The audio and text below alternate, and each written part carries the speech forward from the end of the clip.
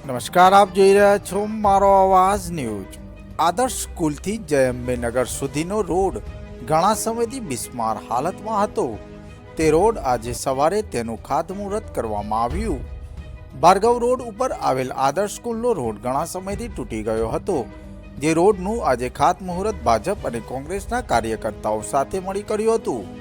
તેમાં નરોડા વિધાનસભાના ધારાસભ્ય Shri Payalben Kulkarni, Kubernagar ward corporator Shri ઉર્મિલાબેન Parmar, corporator Shri Nikulsinh Tomar, સામાજિક કાર્યકર જેઠાભાઈ પરમાર, જીતેન્દ્રભાઈ સોલંકી, વોર્ડ પ્રમુખ બળદેવભાઈ દેસાઈ અને સુધાંશુભાઈ કુશવા, કોંગ્રેસ અગ્રણીઓ શ્રી રવિભાઈ રાજપૂત, અભિષેકભાઈ અને ભાજપ અને કોંગ્રેસના કાર્યકર્તાઓ હાજર રહી અને પબ્લિકની સમસ્યા દૂર કરવાનું નિરાકરણ કર્યું હતું।